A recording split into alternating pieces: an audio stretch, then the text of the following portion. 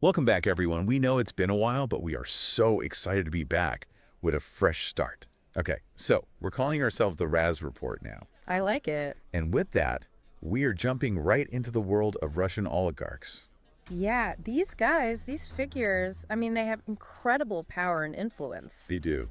Not just in Russia, but globally as well. Yeah, and it's such a fascinating story because it really all started, amidst the chaos of the Soviet Union collapsing. Right. That whole period of shock therapy privatization. Oh, absolutely. A period of just immense upheaval where state assets were just rapidly sold off. Like crazily fast. Yeah, I mean, often for pennies on the dollar, really. Really? Oh, yeah. I mean, you think back to figures like Anatoly Chubais Okay. and the whole loans for shares scheme. Oh, loans for shares. That doesn't sound so straightforward. No, not at all. What was that? Okay, so essentially what happened with the scheme was it allowed a select few, those with the right connections, obviously, Of course. to snap up incredibly valuable assets at a fraction of their real worth. Wh- So they would loan money to the struggling Russian government, Okay. and then in exchange they'd gain the right to purchase shares in these newly privatized companies. The government couldn't repay. Well, exactly. Those shares became theirs. Wow. It was quite the gamble. Yeah, for sure.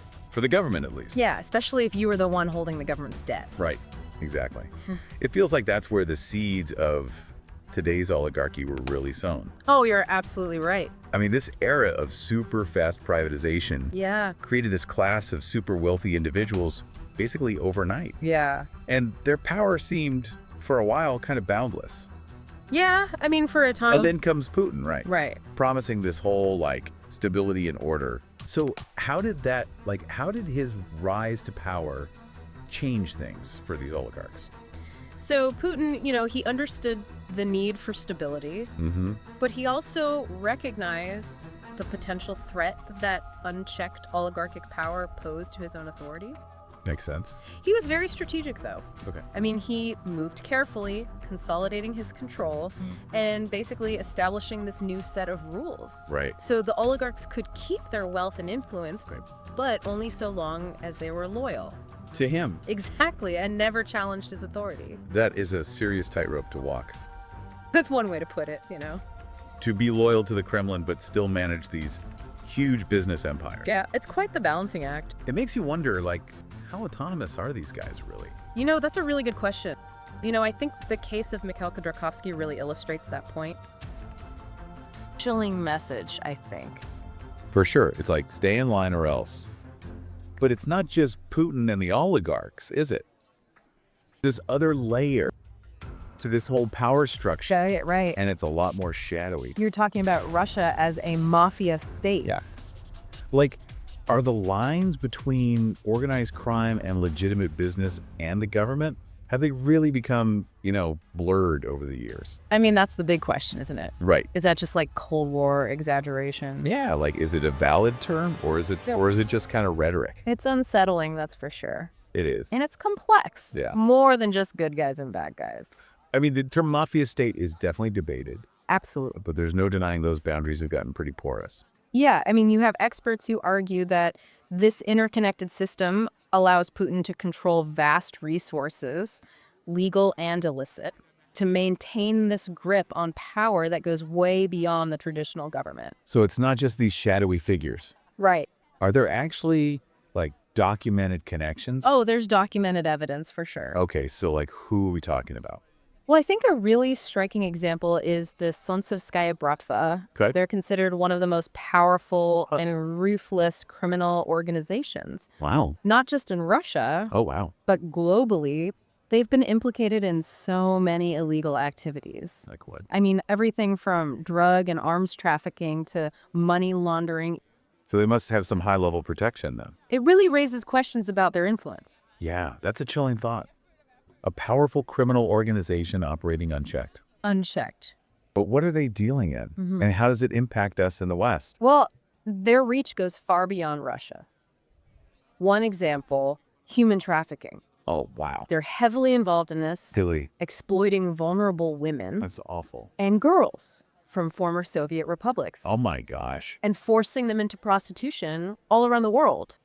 Western Europe, the US. So not only is this a horrific crime, but it's also funding these networks, Oh, absolutely. allowing them to basically gain even more power and influence. Precisely. And then there's money laundering as well. Of course. You know, London, Mm-hmm. they earned the nickname Londongrad, I've heard that. became this favorite destination for Russian oligarchs to park their money. Okay. They poured money into luxury real estate, Of course. high-end art, even Premier League football clubs. So cleaning their potentially dirty money right in the heart of one of the world's leading financial centers, That's right. I mean, wouldn't that raise some red flags? Yeah. Well, I mean, you're right. This influx of Russian money had a big impact on the British economy. Yeah. Drove up property prices. Oh, for sure. In London, especially. Right. And created this whole culture of like lavish spending. Yeah. I mean, it benefited a few, but what about the corruption? Right. Well, of course, it raised concerns about corruption and undue political influence. Right. Yeah. The potential erosion of democratic institutions. And, you know, these concerns weren't just in London. Right. This pattern played out in other Western countries, too. Yeah, for sure. It's a reminder that what these powerful individuals do, the systems they operate in, has really far-reaching consequences that extend way beyond their immediate sphere of influence. And with the war in Ukraine, everything has just become even more intense, right? Absolutely. I mean, the West has responded with these unprecedented sanctions. Yeah. Targeting Russian oligarchs and their assets. They're really trying to cripple their financial power and influence. But I'm curious, are these sanctions actually working? That's a great question. We'll definitely dig into that in the next part of our deep dive. Okay, sounds good. Yeah, I mean, the war in Ukraine, it triggered this cascade of sanctions. Like, we haven't really seen anything like it before. Yeah, it was pretty decisive. Really was. To try and like curb Russia's aggression and put pressure on Yeah, those close to the Kremlin. absolutely. I mean, it felt like the whole world's financial systems were suddenly weaponized. Yeah. It wasn't just the Russian state, it was these individuals. These powerful people. Yeah, with so much wealth and influence. Yeah, and we saw it all, right? We did. Assets frozen, Travel ban. yachts being seized. It was a coordinated effort. Yeah. Really hit them where it hurts. I mean, those images of the super yachts being like empowdered I know. all over the world, Yeah. it was It crazy. felt surreal. Like, it was straight out of a movie. Right. But beyond the spectacle, I'm curious about the actual impact. Yeah. Did the sanctions actually work? Like, did they cripple the Russian economy as intended? Yeah. Well, I mean, the impact has been big, but it's complicated. Okay. Don't forget, Russia is a huge player in the global energy market. Right. Yeah. Their exports, that's where they get a lot of their revenue. Okay. The sanctions targeted that directly. Super. They restricted oil and gas imports, Uh-huh. technology bans, Okay. even tried to block Russian banks from SWIFT. Oh, wow. So they basically wanted to stop Russia from financing the war. Like, cut off the money. Exactly, both at the state level Okay. and by hitting the oligarchs who are often invested in those industries. So it was all about the money. Pretty much. Have they been effective? You know, there's been a lot of back and forth about that. Right. Yeah. One of the biggest challenges has been this whole issue of hidden wealth. Oh, right. Over the years, a lot of these oligarchs have gotten really good at hiding their assets. Okay. Complex financial structures, Yeah. shell companies, offshore accounts. Like a shell game. It is. Yeah. It makes it really hard to track their money down. Even with all the international cooperation. Right. And even when you do find the assets, Yeah. there's the problem of actually enforcing the sanctions. Oh, right. Because it requires everyone to be on board. Yeah. And not every country has been willing to enforce them. Really? Some see it as a chance to make deals with Russia or Interesting. get assets at a discount. So it's not really a united front then. Not exactly. And even when there is political will, Yeah. you've got the legal stuff. Oh, right. Yeah. Seizing assets isn't that simple. Yeah, of course. It's not just like take it. No, a lot of countries, especially those with strong legal systems, they're really hesitant to just confiscate property Right. without a clear legal basis Yeah. and due process. That makes sense. So then you have these fundamental questions Which- about yeah. how to balance punishing those who support Russia with upholding the rule of law. Yeah. I see. So it's a real dilemma. It is. It's a tough one. Because on one hand, Russia needs to be held accountable, Yeah. and that includes the people who've benefited from Putin. Absolutely. But then are we setting a dangerous precedent? That's the question, isn't it? Yeah. Could we be undermining the whole global financial system Right. and due process? Yeah, and that leads to an even bigger question. Okay. Should we go beyond just freezing assets? You mean actually seize them? Yeah. Wow. Not just like the yachts and stuff, but Right. like frozen central bank funds, That's a huge step. right? It would be a massive step. I mean, it would be appealing to those who want to see Russia really held accountable. Mm-hmm. And it would give Ukraine a lot of resources for rebuilding. Yeah. But there are strong arguments against it, too. Okay. Like what? Some say it would be a major escalation Okay. that could ruin any chance of future peace talks. Oh, wow. And it could set a precedent that destabilizes international relations. Right. And it could also damage trust in the global financial system. Mm-hmm. Yeah, because then people would be afraid to hold assets in certain places. Exactly. So it's this balancing act It is. between accountability and support for Ukraine Yeah. and the potential long-term consequences for the world. Right. So where do you stand on this? I mean, is there a right answer? Yeah. Honestly, it's one of the toughest questions facing policymakers today. Wow. There are good arguments on both sides. Oh. Seizing assets could really help Ukraine, and it would send a strong message to Russia. Yeah. But you have to think about the long-term implications, the legal complexity, Yeah. the risks of unintended consequences. So there are no easy answers. No, not at all. But it's so important to understand all of this. It is. The benefits, the risks, I've still learned. to make informed decisions. Yeah, I mean, we could talk about this for hours. I know, right? But maybe it's time to shift focus a bit. Okay. What's the bigger picture here? Yeah. What does the future hold for the Russian economy? With all of this going on. Exactly, yeah. You know, even if we look past the immediate impact of all these sanctions, the long-term economic outlook for Russia is, wow, uncertain. Uncertain is putting it lightly, I think. Yeah, maybe a bit. I mean, even if the war ended tomorrow, the damage is already done, right? Yeah, it is. And then on top of that, you have all these underlying issues that have been around for years. Right. Problems that'll take a long time to fix. So it's like a perfect storm. It really is. You've got the sanctions, the war, and these, systemic issues. Yeah. Like, what are some of the biggest problems holding Russia back? Well, one thing is they haven't invested enough in key areas Okay. like infrastructure, education, technology. Mm-hmm. This has really hurt their productivity and innovation. So it's hard for them to move away from just relying on natural resources, Exactly. They basically put all their eggs in one basket. the energy basket. Yeah. And that's not looking so good anymore. Right, especially with all the focus on renewables now. Right. Absolutely. And the whole push to move away from Russian oil and gas, Yeah? it's not just that, though.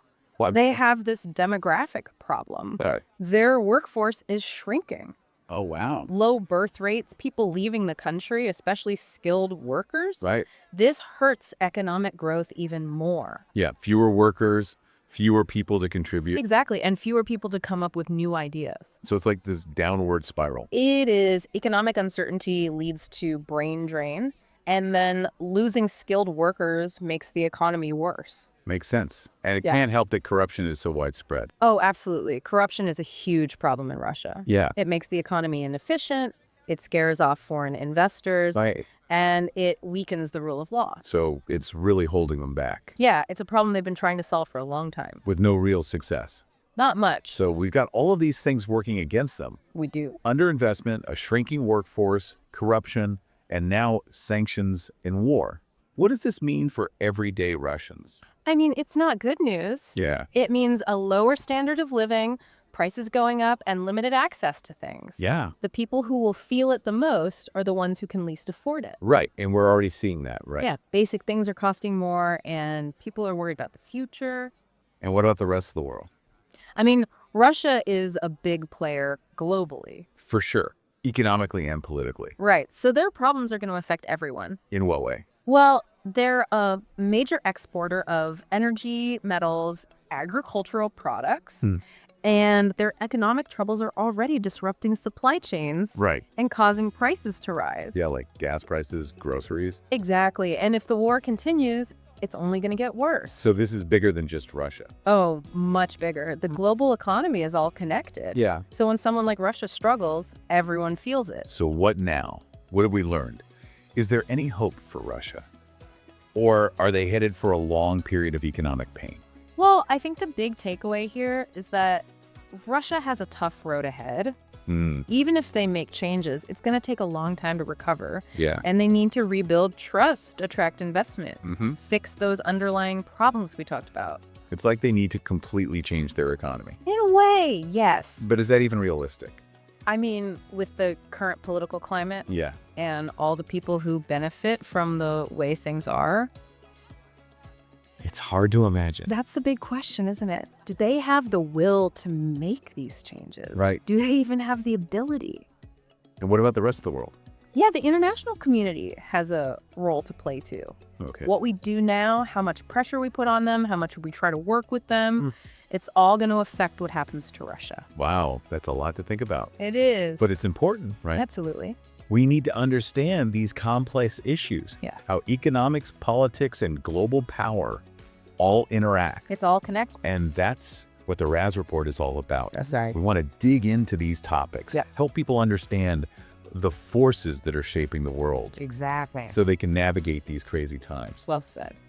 Thank you so much for joining us on this deep dive into the world of Russian oligarchs, It's been a pleasure. all the connections to organized crime, Mm-hmm. and the impact of these sanctions. Yeah. It's a complicated story. It is, and it's still unfolding. Absolutely. We'll definitely be keeping an eye on it. We will. And we hope you'll join us as we explore more of these critical issues. Yes. Stay informed, stay engaged. Until next time, stay curious.